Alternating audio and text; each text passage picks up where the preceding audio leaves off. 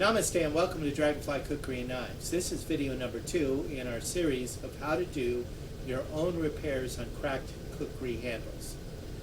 Well, I'm going to try to get right into it and get to the point because I don't want to take too much time with this video, but I do want to set it up. It's very important, and it's very important to understand what the causes of, that are creating this perfect storm for cracked handles. First off, I'm going to talk about handles that don't crack, yet they're still made of perhaps the same material, or they appear to be made out of the same material as your kukri handles. And you may be scratching your head, why did those crack and these other ones don't? And there's a very good explanation why. What I'm holding up right now is a Bark Rivers knife that I bought in 2016. It has a wood handle. Now this is a limited run. They only do a few, like maybe a couple hundred of this particular style of buoy, and they did it with various different blade design profiles and different handle styles. This particular one I liked and I purchased, and it has a wood handle. And this wood handle, I forget the exact wood that they used, but it is a very unique wood in the sense of how it's different from the wood that you'll get on your handles from Nepal. What makes this handle different and what makes it so durable is the fact that this wood has been stabilized. And what do I mean by stabilized?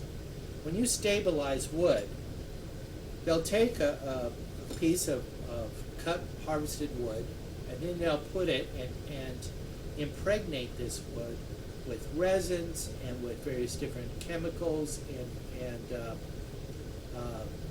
other products that seep into the pores of the wood and make it stabilized. Now what you end up with is a handle that doesn't shrink, it doesn't expand or contract like normal wood would. It stays, it's almost like permanently in a suspended animation. It's always going to be this good.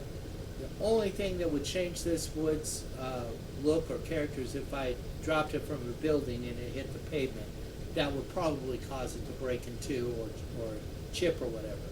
But it would take an awful lot in order to get to damage this handle. The normal things that wood does has been stopped by stabilizing this wood. Here's another example of a custom-made knife that I had purchased here in California. The custom designer and maker of this, the blacksmith, actually lives in California, and I bought this back in I believe it was 1996. He has a date on the blade here. Let me take a look. Yes, it was 1996 when I bought this. I actually met the gentleman at the blade show in Pasadena at that time, and I liked this design, and he went ahead and made this design, this particular blade for me. It has a full tank with the stabilized wood slabs on it. Now, why am I showing this? Is because this stabilized wood is exactly the same as it was back in 1996. It hasn't changed at all. No shrinking or anything. So I can run my nail along the back of the spine, and I don't have any lip of the tang sticking up because the wood had shrunk. So stabilized wood is very, very good and very useful. So why don't they use that in Nepal?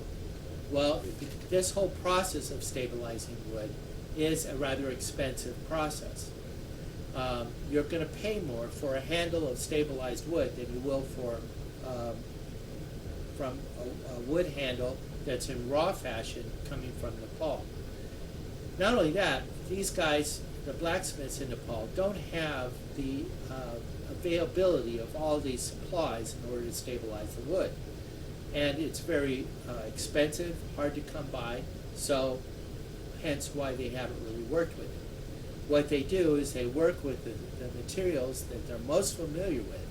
Now there are some blacksmiths that are now starting to venture out with some new materials, such as micarta. And micarta is one of those materials that won't shrink or expand and change on you through the lifetime of your cookery. So it's a permanent handle.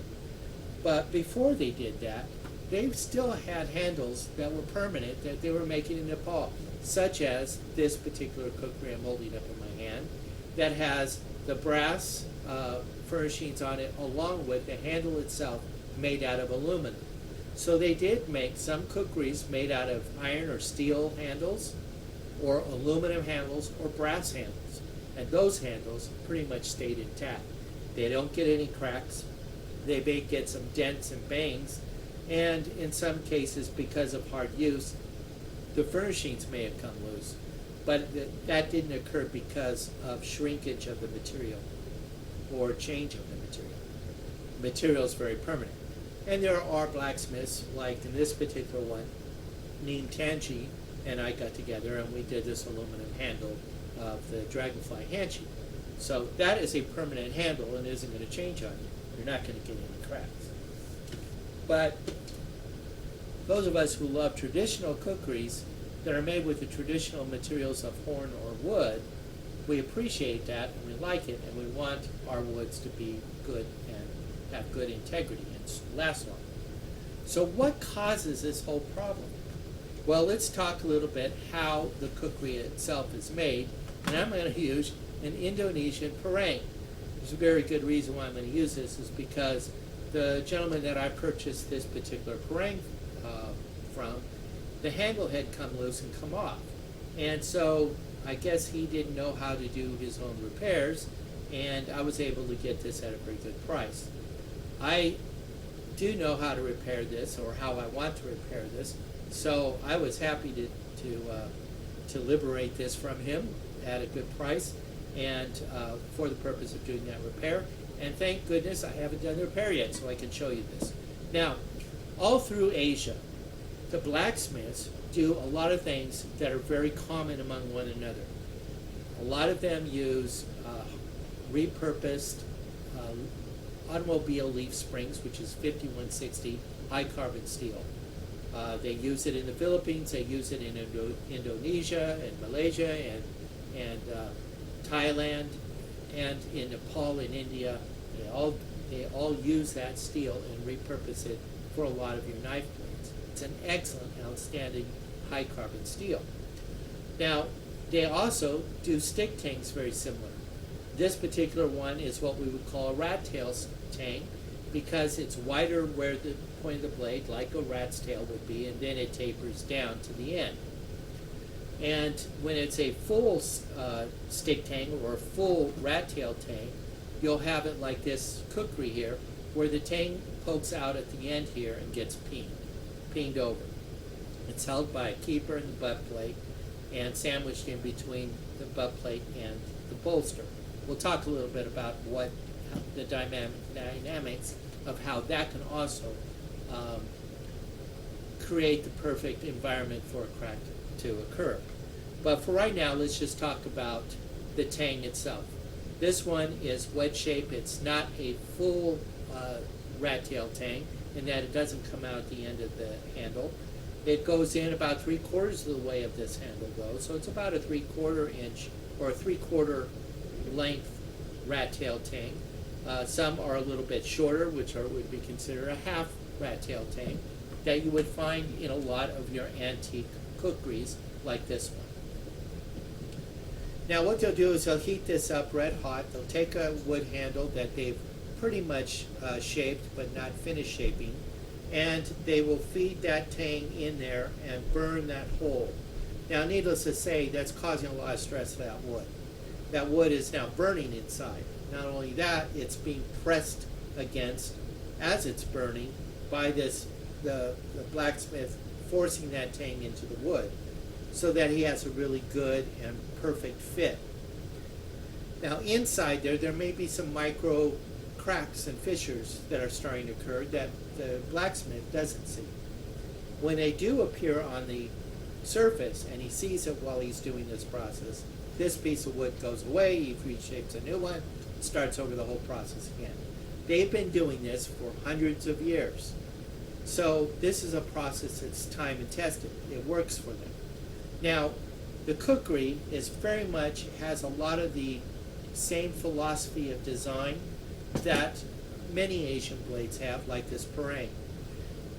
Some of you might be aware of a company called My Parang. My Parang takes these type of kukri, or these type of blade designs from Indonesia and Thailand, such as the parangs, the golak, the bolos, the janeps, and they'll take them and they will put a pin through for European markets, and that makes us feel a little bit more secure, us Europeans, because if it breaks, we're going to put it aside and we're going to go out and buy a new one. We have Walmart down the street, Big Five Sporting Goods down the street, or we can get online and quickly order from our favorite knife, like the Knife Center or someplace like that, and get one in a matter of days. So we do something that we buy and replace when needed. We have lost the art of, like my grandmother who came out of the Great Depression. She learned how to mend things. So that meant if her socks got holes in them, she sewed them. If the pants got a hole in them, she patched them. And if her shoes got a hole in them, she put cardboard or leather or even whatever she could find, an old magazine, and stuff it in there so that she could keep wearing her shoes and keep her feet from getting harmed by the ground. So when they didn't have the money, they became resourceful and they learned how to survive by repurposing and mending and fixing things. Well, there's nothing different in the way that kukris are designed and the way that the parangs and other Asian tools used in the jungle are made. Real quick, in Nepal, you have like a stick tank here and a wood handle. It is glued on by tree sap. It's scabbard, which a lot of times those of you who have purchased these know that a lot of these don't have their scabbards anymore. And the reason is you will replace a scabbard for a kukri several times over in the lifetime that you've owned this kukri if you're out there using it every day. And chances are if you pass this on to your relatives, they too will have to replace the scabbard long before they'll ever have to think about replacing their kukri. Well, it's no different in Indonesia. In Indonesia, the philosophy of design is this is the most important part. Everything else can be replaced. So if your handle fails and breaks on you out in the field, you simply get another piece of wood. You know pretty much the type of trees to look for, the type of wood, and you take it and you shape it, you heat up your tank, you force it in to make that hole, then you find the glue that you would use. Well, in Indonesia, it's made by ants. They find the ant mound of this particular ant, and in there they'll find this resin, and they take that resin, they heat it up, liquefy it, throw some sawdust in it, pour it in the handle, and stuff it on there, and they end up with a really strong, permanent fix for their blade, and so that they can go through the jungle and continue to blaze a trail, make camp, and process their food. It is a form follows function aspect that's built into this. The same goes for the scabbard. The scabbard is just two pieces of wood shaped to the blade that's not nailed or glued, and it's only held together by this rattan lacing that goes around it. If they need to pull out their parang in a hurry and they cut through the wood, no loss, no big thing. They'll just make a new one, or they'll find some old PVC pipe or something else, some bamboo, and make a scabbard until they can get home or get to the blacksmith and have a new one decoratively made for them. So form follows function. It's designed to be able to be repaired or parts of it to be replaced completely out there in the field. They know how to do it. It's unfortunate that in the Western world we've lost the art of doing our own field repairs and keeping our favorite tools in our accessible use when we need them and desire to use them, rather than running out and trying to find something as good to replace it with. So here's a great example of a kukri that's over 100 years old, and that handle is on it as sturdy as can be. And guess what? It has a crack on it. This one will probably be doing a field repair on, or not a field repair, an actual repair I'll be demonstrating on one of my antiques. Yes, it may take away the value of this kukri, but the value has already been taken away by this crack appearing. So if I do the repair, okay, so there was a crack there, I repaired it, but now I have a really durable kukri. I don't have to worry about that crack growing and splitting any further. I've mended it. So let's talk a little bit more, and hopefully quickly, on what are all the elements. We've already talked about the forcing of the tang, red hot, burning into the wood, and how it causes stresses to the wood. The other things that causes stress, like let's say it's a full stick tang like this, you're putting the glue inside. You also have a bolster, a butt plate, a keeper, and the end pinned over. So basically you've created a vise that's holding that handle very secure so it doesn't turn and roll on you on the tang inside. It's sturdy, it's stuck there permanently. Well, that's adding stress. That's putting all that pressure on this material, whether it's horn or wood. In this particular case, it's horn. The other things that's causing stress is the wood itself. Now, these blacksmiths are out there. They have to feed their family. They're making their tools that they're providing for their villages and for other people that may know about them. That actually foot traffic that walks to their shop and makes a request. And then they go and they make it. So they're running through a lot of material, whether it be the steel or the wood or the horn or bone. So they have to get resupplied. Well, those resuppliers, they go to their lumber yard, and the lumber provider knows what they're going to be using for it. They know what kind of wood. They know that it needs to be seasoned, dried wood. And so they try to supply that with them. Now, unlike, in probably many cases, unlike Home Depot, where all that wood is kept inside, it might be kept outside. So it's also being impacted by the surrounding elements. I have a story where I received, get this or not, I received a kukri that had a wood handle, and when I got it, it didn't have cracks. It had holes in it. Holes. Kind of like termite holes. Well, I'm thinking, okay, this is either old wood that they found out of, that it's the last of their pile, and it got termites, and they just burrowed some holes, but it should be okay. But I kept looking at it going, I wonder if there are any termites in there, and I stuck the wood handle in water, and guess what came out? You got it, guys. Termites. And it wasn't the small little white termites that we have here in the West.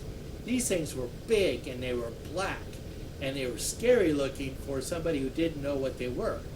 And they came out. Well, I contacted the seller, and I showed them what happened. I told them what happened. They quickly sent me a replacement with an apology. Understood.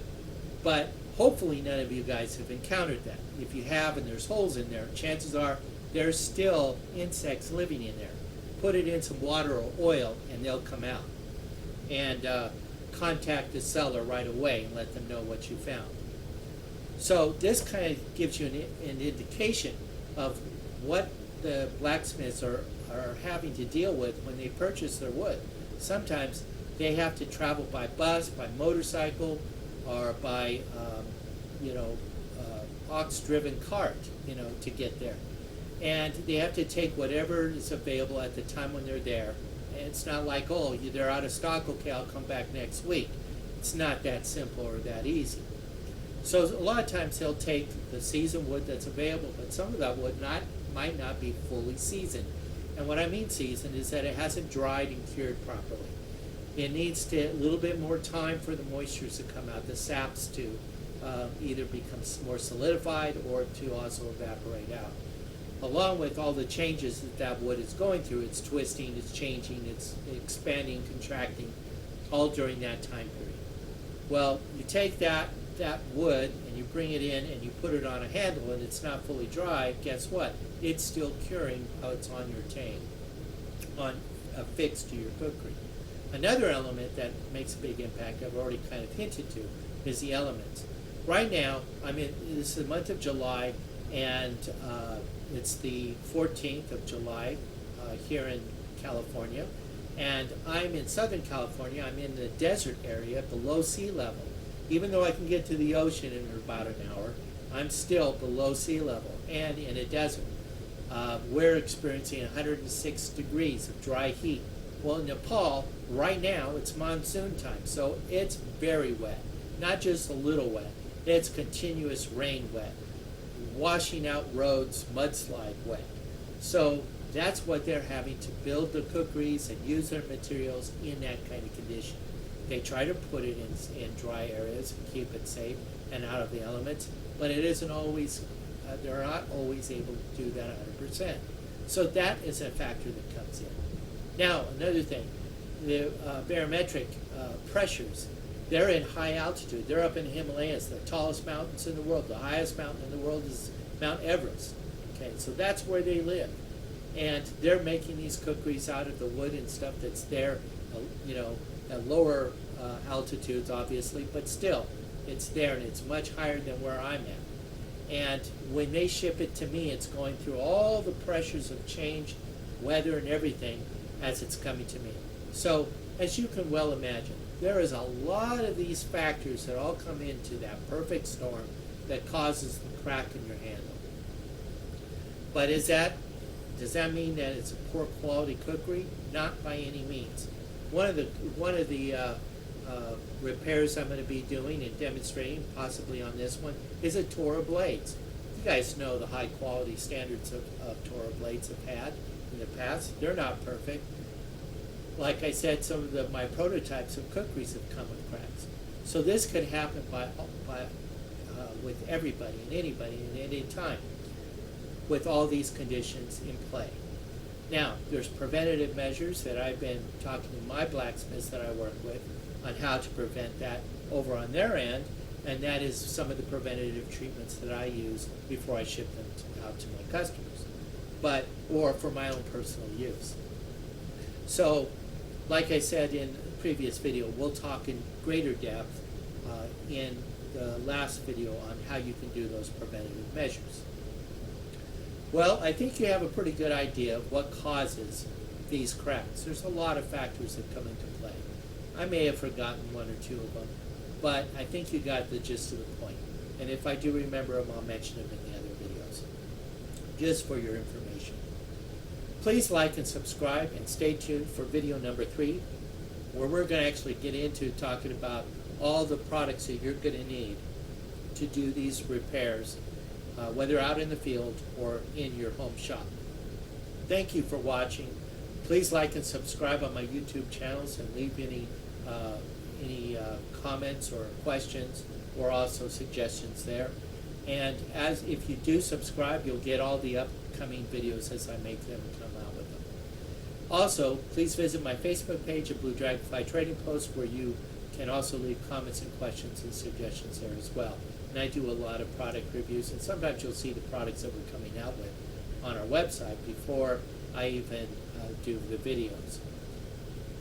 And by all means, please visit my website at Dragonfly Kukri and Knives, where you can find excellent quality, handmade, custom-made kukris for you. Thank you very much for watching. Namaste, and God bless.